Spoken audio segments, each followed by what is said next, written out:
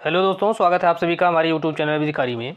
दोस्तों, इस वीडियो में हम मुस्लिम लॉ को देखेंगे, इसको डिस्कशन करेंगे और इससे जो संबंधित एमसीक्यूज हैं उनको सॉल्व करेंगे, जो कि उत्तराखंड पीसीएसजे, बिहार पीसीएसजे और अन्य राज्यों की पीसीएसजे की परीक्षा में और यूजीसी नेट में जहां भी मुस्लिम लॉ से संबंधित प्रश्न पूछे जाते हैं उस परीक्षा के लिहाज से यह जो वीडियो है बेहद महत्वपूर्ण है।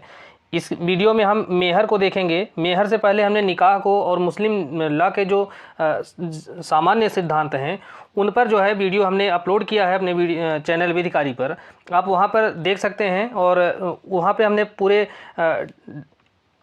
एक्सप्लेनेशन के साथ जो है चीज़ों को समझाया है और कोशिश किया है कि किसी भी तरह से कोई भी चीज़ जो है छूट न जाए।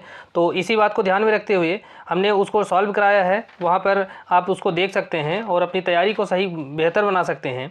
तो विवाह के बाद जो है और जो सामान्य सिद्धांत है मुस्लिम लॉ का, उसके बाद यह तीसरा वीडियो है। इसमें हम मेहर को देखेंगे, डिस्कशन करेंगे और इसके जो एमसीक्यूज हैं उनको भी सॉल्व करेंगे। ध्यान में रखते हुए हम आपको ये चाहते हैं कि इसके संदर्भ में जितनी भी जो कन्फ्यूजन है, जो भी प्रॉब्लम है आपकी, वो सभी सॉल्व हो जाएं। और मेहर क्या है, किस प्रकार का है, कितने इसमें रूप हैं, सिया में क्या डिफरेंस है, सुन्नी में क्या अंतर है, तो इन सारी बातों को हम इसमें देखेंगे। और आप हमारे चैनल पर बने रहने के लिए चैनल को सब्सक्राइब जरूर कीजिए। और आइए हम देखते हैं कि किस प्रकार के प्रश्न मेहर से पूछे जाते हैं। तो पहला है कि मेहर क्या है। तो मेहर की जैसा आप जानते हैं, जो मुस्लिम मैरिज है, मुस्लिम विवाह है, उसमें मेहर जो है बहुत ही एक आवश्यक तत्व है। क्योंकि बिना मेहर के अगर कोई विवाह किया जाता है तो वह सुन्नी विधि के अंतर्गत ही अनियमित होता है, लेकिन सिया विधि के अंतर्गत वह शून्य होता है। तो मेहर है क्या चीज़? तो मेहर जो है वह पत्नी के सम्मान का सूचक है, अर्थात यह विवाह का प्रतिफल भी है, पत्नी के प्रति सम्मान है और विवाह की एक आवश्यक प्रसंगति है, अर्थात विवाह का एक आवश्यक तत्व है। तो यह तीन बातें जो है मेहर के संदर्भ में बहुत आवश्यक हैं। नेक्स्ट है, मेहर एक ऋण होता है। तो मेहर किस प्रकार का ऋण होता है? तो यह जो है एक अनुयोज्य दावा की तरह होता है, जो कि टीपीए में देखेंगे तो हाँ अनुयोज्य दावे के बारे में बताया गया है। तो मेहर जो है मुस्लिम लॉ के अंतर्गत यह भी एक अनुयोज्य दावा है।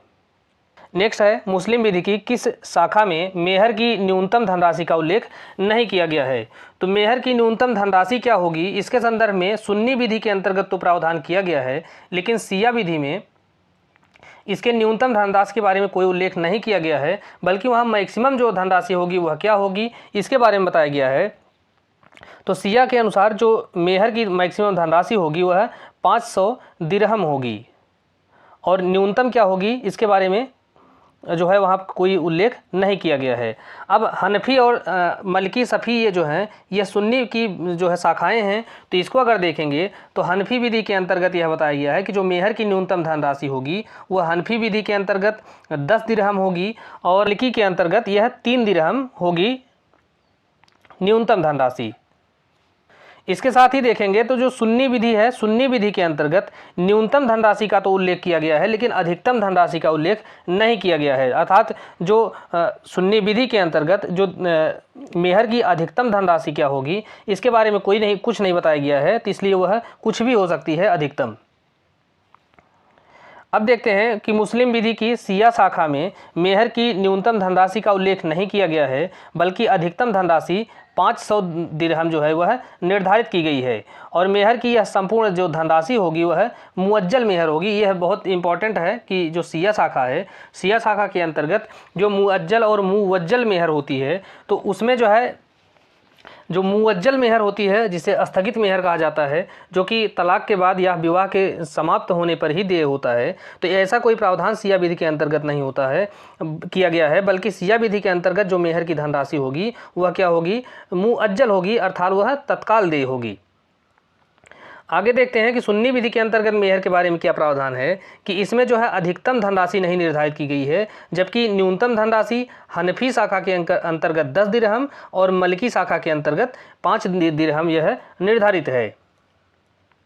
नेक्स्ट है, एक मुस्लिम पत्नी अपना मेहर कब त्याग सकती है? तो एक मुस्लिम महिला है वह भी अपना मेहर जो है त्याग कर सकती है, और जब वह अपना मेहर का त्याग करती है तो इसे क्या कहा जाता है, हिबा ये मेहर कहा जाता है।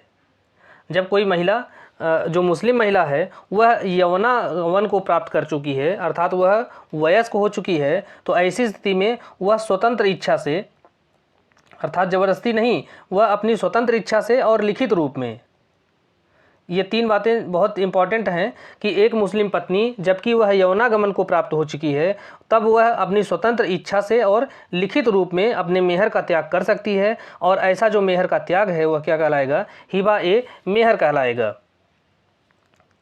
नेक्स्ट क्वेश्चन है, एक पत्नी का निम्नलिखित में से कौन सा अधिकार है जब उसका पति मेहर देने से मना करता है? तो जब कोई पति है वह पत्नी को मेहर की जो धनराशि है उसको देने से इनकार करता है तो वह शादी की पूर्णावस्था से मना कर सकती है, अर्थात संभोग से इनकार कर सकती है। मेहर की वसूली के लिए वह सिविल केस कर सकती है, और जो मृतक अगर पति मर गया है तो उसकी संपत्ति पर कब्जा बनाए रख सकती है। तो इस प्रकार से यह सभी जो है एक पत्नी के अधिकार हैं यदि उसका मेहर नहीं दिया जाता है। नेक्स्ट है, निम्नलिखित में से कौन सा एक मेहर ए मिस्ल के निर्धारण के लिए आधार नहीं है? तो अब मेहर ए मिस्ल जो है अगर देखेंगे तो मेहर 2 प्रकार की होती है, एक मेहर ए मुसम्मा, मेहर ए मुसम्मा, और दूसरा है मेहर ए मिस्ल। तो मेहर ए मिस्ल जो है इसे रिवाजी मेहर या उचित मेहर कहा जाता है, जबकि मेहर ए मुसम्मा जो है यह जो है निश्चित मेहर होता है, इसे निश्चित मेहर कहा जाता है। अब मेहर ए मुसम्मा के भी 2 भाग हैं, एक है मुअज्जल मेहर जो कि तत्काल देय होता है, एक मुवज्जल मेहर है जो कि विवाह विच्छेद के बाद दिया जाता है। तो यहाँ पर मेहर ए मिस्ल जो है या उचित मेहर या रिवाजी मेहर है, इसका निर्धारण कैसे किया जाएगा? तो इसके संदर्भ में कुछ बातें हैं कि उन्हीं बातों को ध्यान में रखते हुए जो है मेहर ए मिस्ल का निर्धारण किया जाता है। जैसे महिला की आयु क्या है, उसका सौंदर्य क्या है, और शिक्षा और उसकी प्रतिभा क्या है, तो इनके आधार पर इसका निर्धारण किया जाता है। लेकिन शादी से पूर्व महिला एक परम मित्र थी, इसके आधार पर मेहर ए मिस्ल का जो है निर्धारण नहीं किया जाता है। अब उचित या रिवाजी मेहर, जिसे मेहर ए मिस्ल के नाम से जाना जाता है, तो इसके निर्धारण में निम्नलिखित बातों पर ध्यान रखा जाता है। तो कौन कौन सी बातें हैं? जैसे स्त्री की निजी योग्यता, जैसे कि उसका उम्र, सौंदर्य, उसका सदाचार, पिता के खानदान की सामाजिक स्थिति क्या है, तो इस आधार पर भी जो है उसकी मेहर का निर्धारण होता है। उसके पिता के पक्ष में जो स्त्रियां हैं उनको कितना मेहर दिया गया है, पति की आर्थिक स्थिति क्या है, और अन्य तात्कालिक परिस्थितियां हैं। तो इन्हीं आधारों पर जो है मेहर का निर्धारण किया जाता है। और कौन से मेहर? मेहर ए मिस्ल अर्थात उचित या रिवाजी मेहर। नेक्स्ट है, तुरंत मेहर का भुगतान किया जाता है। तो तुरंत मेहर जो है उसका इसको मेहर मुअज्जल मेहर कहा जाता है या तत्काल देय, जिसे यही है तत्काल देय मेहर जो होता है, जिसे मुअज्जल मेहर कहा जाता है। तो इसे जो है पत्नी के मांगे जाने पर उसको तत्काल प्रदान किया जाएगा। देखा कि मेहर 2 प्रकार का होता है, मेहर ए मुसम्मात और मेहर ए मिस्ल। तो मेहर ए मुसम्मात जो है वह निश्चित मेहर है। निश्चित मेहर के अंतर्गत 2 भाग हैं, पहला मुअज्जल मेहर और दूसरा मुवज्जल मेहर। तो यहाँ पर जो प्रश्न है तुरंत मेहर, तो यह तुरंत वाला जो है मुअज्जल मेहर को ही तुरंत मेहर या तत्काल देय मेहर कहा जाता है। नेक्स्ट है, दहेज या मेहर का अधिकार जो है यह किसका है? तो दहेज नहीं कहेंगे इसे, ये क्योंकि यह मेहर जो है, दहेज तो पति लेता है लेकिन मेहर जो है वह पत्नी का अधिकार होता है, तो इसलिए इसे पत्नी को दिया जाता है और वह उसका आत्यंतिक अधिकार एब्सोल्यूट राइट होता है। नेक्स्ट है, निम्नलिखित में से कौन सा एक मेहर का भुगतान न किए जाने पर पत्नी का अधिकार नहीं है? तो जब मेहर का भुगतान नहीं किया जाता है तो पत्नी क्या कर सकती है? तो वो संभोग से इनकार कर सकती है और अपने जो मेहर की धनराशि है उसको ऋण के रूप में उसको वसूलने का उसके पास अधिकार है। मृतक पति की संपत्ति पर कब्जा बनाए रख सकती है, लेकिन यह जो है मेहर में वृद्धि या कमी करने का अधिकार यह पत्नी का अधिकार नहीं है, बल्कि यह अधिकार पति का है कि वह जो है चाहे तो मेहर की जो धनराशि है उसको बढ़ा सकता है। नेक्स्ट है, मुस्लिम विधि के अंतर्गत कौन सी बातें सही हैं? तो मुस्लिम विधि में मेहर देना जरूरी है, यही सही है, क्योंकि यह विवाह का एक आवश्यक अंग है, निकाह का एक आवश्यक तत्व मेहर है, तो इसलिए जो है मुस्लिम विधि के अंतर्गत यह देना आवश्यक है। नेक्स्ट है मुस्लिम विधि में मेहर क्या है। तो मुस्लिम विधि के अंतर्गत मेहर जो है यह दहेज नहीं है, बल्कि पति के द्वारा पत्नी के प्रति आदर का कर्तव्य है, विवाह का प्रतिफल है और पत्नी का एक विधिक अधिकार है। तो यह जो है तीनों बातें सही हैं, लेकिन यह दहेज नहीं है। यही जो है यह दहेज है, यही जो है सही नहीं है। नेक्स्ट है जब मुस्लिम विवाह में मेहर अनिश्चित है तो पत्नी किस प्रकार के मेहर की हकदार होती है। तो जहाँ पर मेहर की धनराशि है वह निश्चित नहीं है, अर्थात वह अनिश्चित है, तो ऐसी स्थिति में जो पत्नी है वह मेहर ए मिस्ल की अर्थात उचित या रिवाजी मेहर की हकदार होगी, क्योंकि यह मुअज्जल और मुवज्जल जो है यह निश्चित मेहर के प्रकार हैं, जिसे मेहर ए मुसम्मात कहा जाता है। तो मुसम्मात के दो भाग हैं, मेहर मुअज्जल मेहर और मुवज्जल मेहर। तो अनिश्चित के बारे में पूछा है, तो अनिश्चित जो है यह मेहर ए मिस्ल जो है यह अनिश्चित मेहर का प्रकार है। अब मेहर को दो भागों में बांटा गया है, मेहर ए मुसम्मा, मेहर ए मिस्ल। अर्थात जो मेहर ए मुसम्मा है उसका तात्पर्य निश्चित मेहर से है, मेहर ए मिस्ल का तात्पर्य उचित या रिवाजी मेहर से है। अब इसमें भी दो भाग हैं, मुअज्जल और मुवज्जल। और अब देखते हैं मुअज्जल मेहर क्या है। तो मुअज्जल मेहर जो है यह तत्काल मांग पर देय होता है और इसकी अदायगी न करने के कारण पत्नी जो है वह पति के साथ रहने से इनकार कर सकती है, और यदि पति जो है दाम्पत्य अधिकारों के पुनर्स्थापन के लिए वाद लाता है तो उस वाद को खारिज कर दिया जाएगा। जब पति मुअज्जल मेहर का भुगतान कर देता है तभी वह दाम्पत्य अधिकारों के पुनर्स्थापन के लिए वाद ला सकता है। तो यह बात जानना बहुत आवश्यक है, क्योंकि प्री में अगर इस तरह से सीधा प्रश्न पूछ ले या इस पर प्रॉब्लम बना के प्रश्न पूछ ले कि अगर कोई पति है वह जो है जो मुअज्जल मेहर है उसका परिधान नहीं करता है पत्नी के मांगे जाने पर, तो क्या वह दाम्पत्य अधिकारों के पुनर्स्थापन के लिए वाद ला सकता है कि नहीं ला सकता। यदि वह जो है पत्नी इस मेहर की जो संदाय है उसको न होने के कारण अगर वह पृथक निवास करने लगती है तो वहाँ पर पति दाम्पत्य अधिकारों के पुनर्स्थापन के लिए क्या वाद ला सकता है। तो यह जो है बहुत इंपॉर्टेंट है ये टॉपिक। अब मुअज्जल मेहर के बारे में देखते हैं कि जो मुअज्जल मेहर से तात्पर्य स्थगित मेहर से है। तो स्थगित का तात्पर्य यह है कि जैसे यह जो मेहर की धनराशि है यह तभी दी जाती है जबकि विवाह विच्छेद हो जाए या विवाह समाप्त हो जाए, अथवा किसी करार के द्वारा अगर निर्धारित किया गया है, अर्थात जो विवाह के पक्षकार हैं उसमें यह करार हुआ है कि मेहर की जो धनराशि है अमुक वर्ष बीतने के बाद या किसी निश्चित वर्ष या किसी निश्चित टाइम पीरियड पर ही दिया जाना है। तो जब वह घटना घटित होती है या वह समय आ जाता है तब उसका परिधान किया जाना आवश्यक हो जाता है। इसीलिए पत्नी जो है मुअज्जल मेहर की मांग विवाह विघटन से पूर्व सामान्यतया नहीं कर सकती है जब तक कि इसके संदर्भ में कोई करार न हुआ हो। परंतु पति जो है अगर चाहे तो मेहर की जो धनराशि है उसके मांगने से पहले ही उसे अदा कर सकता है, और इसमें पत्नी का जो है वह निहित हित होता है और उसके मर जाने के बाद भी उसके उत्तराधिकारी जो है उस पर दावा कर सकते हैं। तो सिया विधि के अंतर्गत अगर आप देखेंगे तो मेहर की जो संपूर्ण धनराशि है वह मुअज्जल होगी, अर्थात वह तत्काल देय होती है। वहाँ पर मुअज्जल मेहर के बारे में कोई प्रावधान नहीं किया गया है। अब मेहर ए मिस्ल को देखते हैं, क्योंकि अभी हमने मेहर ए मुसम्मा को देखा है, अब मेहर ए मिस्ल को देखते हैं। तो मेहर ए मिस्ल के अंतर्गत जो है मेहर की राशि निश्चित नहीं होती है, तो ऐसी स्थिति में पत्नी जो है मेहर उचित मेहर की हकदार होती है, और इसका निर्धारण करने के लिए कुछ बातों को ध्यान में रखना आवश्यक है, जैसा कि अभी हमने ऊपर भी देखा था। तो उसमें कौन कौन सी बातें हैं, जैसे पत्नी की निजी योग्यताएं, उसका उम्र है, सौंदर्य, समृद्धि, समझदारी, सदाचार, ये बातें हैं। पिता के खानदान की सामाजिक स्थिति, पितृपक्ष की स्थितियों को कितना मेहर दिया गया, पति की आर्थिक स्थिति कैसी है और अन्य तात्कालिक परिस्थितियां किस प्रकार की हैं। तो इसी बातों को जो है ध्यान में रखना आवश्यक होता है इसमें मेहर ए मिस्ल के अंतर्गत। नोट है कि एक मुसलमान पत्नी जिसने यौनावस्था को प्राप्त कर लिया है वह स्वतंत्र इच्छा से मेहर में पूर्ण या आंशिक छूट भी दे सकती है। अर्थात अगर कोई जो है वयस्क पत्नी है जो कि अपने पति को जो मेहर की धनराशि है उसमें कुछ छूट देना चाहती है तो वह पूर्ण रूप से अपने पति को छूट दे सकती है कि उसको मेहर का भुगतान न करे, या आंशिक रूप से छूट उसको दे सकती है। तो जब ऐसी छूट उसको दी जाती है पत्नी के द्वारा पति को, तो इसे जो है हिबा ए मेहर कहा जाता है, अर्थात मेहर का दान कहा जाता है। तो मेहर में दी गई जो छूट है वह लिखित रूप में होनी चाहिए, यह मौखिक रूप में नहीं हो सकती है। नेक्स्ट है मेहर ए मुसम्मा का एक प्रकार है। तो मेहर ए मुसम्मा का जो एक प्रकार है वह कौन सा प्रकार है? तुरंत दे मेहर जिसे मुअज्जल कहा जाता है, और स्थगित मेहर जिसे मुवज्जल कहा जाता है। तो यह दोनों ही मेहर ए मुसम्मा के प्रकार हैं। नेक्स्ट है मुवज्जल मेहर दे होता है।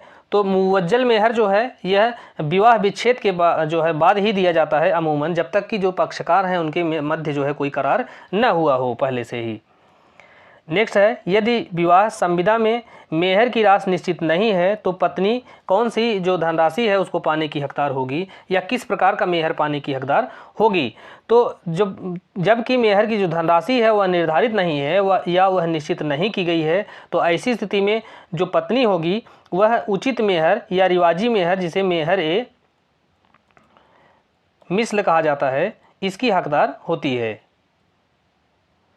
नेक्स्ट है मेहर के अदा न होने पर मुस्लिम विधि में विधवा जो पत्नी जो है वह संपत्ति पर काबिज होने का अधिकार रखती है। तो उसका यह अधिकार जो है वह किस प्रकार का अधिकार है? तो यह उसका पर्सनल राइट है, अर्थात व्यक्तिगत अधिकार है।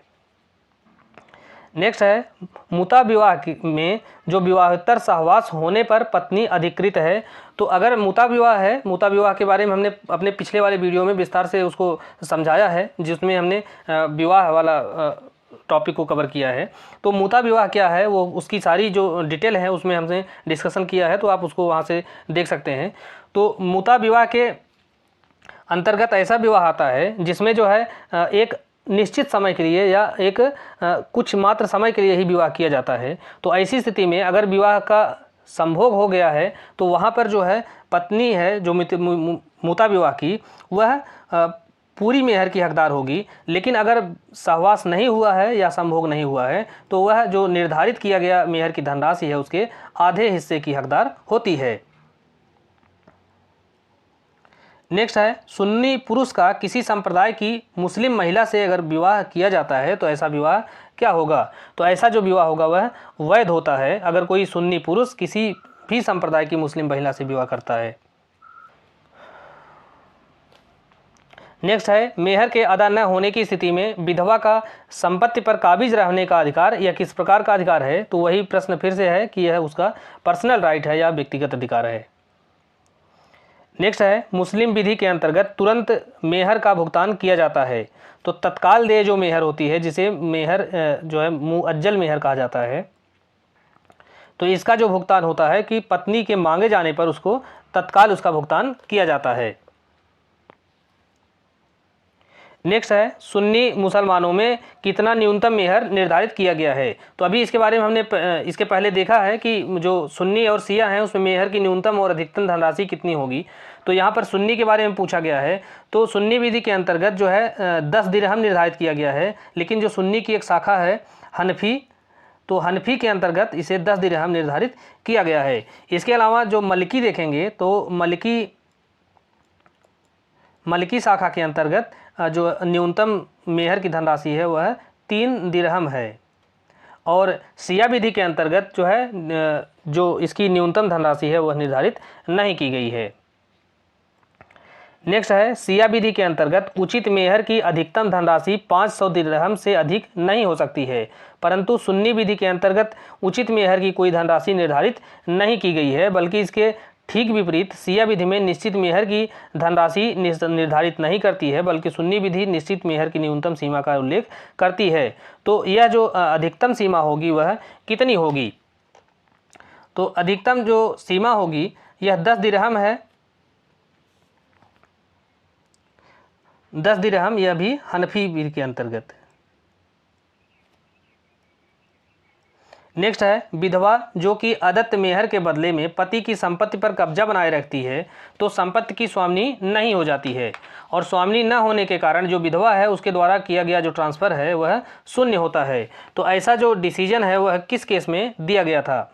तो यह जो निर्णय है वह मैना बीबी बनाम चौधरी वकील अहमद का केस है, यह 1924 का है, इसमें दिया गया था। और दूसरा जो कपूर चंद बनाम कदरुन्निसा का केस है यह 1950 का है। तो ये दोनों ही केस जो है इसी पर जो है आधारित हैं, जो कि विधवा के द्वारा जो मेहर के बदले में अगर पति की संपत्ति पर कब्जा किया जाता है।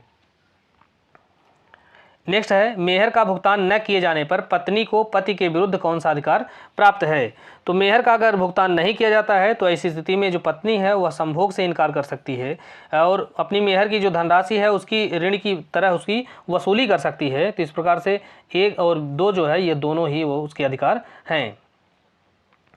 नेक्स्ट है, पत्नी ने पति की हत्या कर दी है तो ऐसी स्थिति में जो पत्नी का मेहर का राइट है उस पर क्या प्रभाव पड़ेगा। तो उसका जो है मेहर का अधिकार वह बना रहेगा और वह उससे वंचित नहीं हो जाएगी, क्योंकि जो मेहर की जो धनराशि है वह उसका जो है एब्सोल्यूट राइट है, वह उससे उसको वंचित नहीं किया जा सकता। भले ही उसने पति की हत्या कर दी या जो भी है, अगर उसकी विवाह हुआ है तो उसको मेहर की धनराशि दिया ही जाना चाहिए और वह इस अधिकार से कभी भी वंचित नहीं की जा सकती है। नेक्स्ट है, निश्चित होने के बाद मेहर का अधिकार कभी भी समाप्त नहीं होता है। तो यह कथन सही है। कारण क्या है कि कारण यह है कि मेहर जो अदत्त मेहर है वह एक अप्रतिभूत ऋण है जिसे टीपीए के अंतर्गत अनुयोज्य दावा भी कहा गया है। तो यहाँ पर ए और आर दोनों सही है और आर जो है ए का सही स्पष्टीकरण है, तो पहला विकल्प इसका सही होगा। नेक्स्ट है, किसी वैध करार के अंतर्गत यदि पत्नी ने अपने मेहर पाने के अधिकार को त्याग दिया है तो वह उसके लिए दावा करने से वंचित हो जाती है। तो निम्नलिखित में से किस केस में ऐसा निर्णय दिया गया था। तो यह निर्णय जो है यह हसीना बानो बनाम आलम नूर का केस है, इसी में यह निर्णय दिया गया था। नेक्स्ट है, मुवज्जल मेहर की मांग पत्नी अधिकार स्वरूप कब कर सकती है। तो मुवज्जल मेहर की मांग जो है हमेशा विवाह विच्छेद के बाद या अगर इसके पहले अगर पक्षकारों के बीच में कोई करार हुआ है तभी वह इसके जो है पहले भी की जा सकेगी, अन्यथा जो मुवज्जल मेहर है इसकी हमेशा जो मांग है वह विवाह विच्छेद के बाद ही की जा सकती है।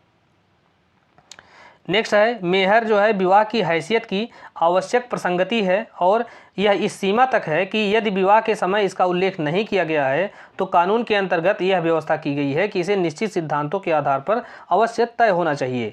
तो यह जो है निर्णय किस केस में दिया गया था। तो ऐसा निर्णय दिया गया था हमीरा बीबी बनाम जबैदा बीबी के केस में। नेक्स्ट है, अभिभावक के द्वारा निश्चित की गई मेहर की धनराशि के भुगतान का किसका दायित्व है। तो अगर किसी बालक का जो विवाह है वह उसके बुलूग की अवस्था से पहले ही कर दिया गया है, अर्थात जब वह सगीर था, सगीर का तात्पर्य है जबकि उसकी उम्र 7 वर्ष से 15 वर्ष के बीच थी, और ऐसी स्थिति में उसका जो विवाह है उसके अभिभावक के द्वारा कर दिया जाता है। तो बाद में जब विवाह पूर्णावस्था को प्राप्त कर लेता है और यह जो बालक है वह वयस्क हो जाता है, 15 वर्ष जो है वयस्कता की उम्र मुस्लिम विधि के अंतर्गत मानी गई है विवाह के लिए। तो जब यह वयस्क हो जाता है तो ऐसी स्थिति में जो है यह मेहर के भुगतान का जो दायित्व होगा वह हमेशा पति का होगा। नेक्स्ट है, जो मेहर विवाह के बाद तुरंत देय होता है उसको क्या कहा जाता है। तो मेहर के तुरंत बाद जो देय होता है उसको मुअज्जल कहा जाता है, और तलाक के बाद जो है या विवाह के विच्छेद के बाद अगर कोई मेहर दिया जाता है तो उसको मुवज्जल मेहर कहा जाता है, और उचित या रिवाजी मेहर जो है यही मेहर ये मिस्ल कहलाती है। नेक्स्ट है, यदि पति की मृत्यु मेहर का भुगतान किए बिना हो जाती है तो ऐसी स्थिति में विधवा को क्या अधिकार प्राप्त होगा। तो विधवा को जो है उसके पति के उत्तराधिकारियों के विरुद्ध मेहर के लिए वाद दायर कर सकती है, तो यह सही है। दूसरा है कि पति के उत्तराधिकारी व्यक्तिगत रूप से मेहर की अदायगी के लिए उत्तरदायी नहीं होंगे, बल्कि वह उतने ही सीमा तक जो है उत्तरदायी होंगे जहां तक उन्होंने उत्तराधिकार में संपत्ति को प्राप्त की है, वहीं तक के वो उत्तरदायी होते हैं। तो इस प्रकार से ये जो सभी कथन है वो सही हैं। तो दोस्तों इस प्रकार से हमने कोशिश किया है कि इसमें जो मेहर से संबंधित जितने भी फैक्ट हैं उनको हम कवर किए हैं और इसको प्रॉपर एक्सप्लेनेशन के साथ इसको हम आपको प्रोवाइड किए हैं, और यह वीडियो जो है आपकी तैयारी को बेहतर बनाने में सहायक होगा और आपकी कन्फ्यूजन को भी दूर करने में सहायक होगा, ऐसी हम उम्मीद करते हैं। और आप हमारे चैनल पर बने रहिए, और चैनल को सब्सक्राइब अगर नहीं किए हैं तो प्लीज़ उसको सब्सक्राइब कर लीजिए, ताकि अभी हम जो भी और भी कंटेंट प्रोवाइड कराएंगे तो उसको आपकी सूचना आपको मिल सके। और इसके बाद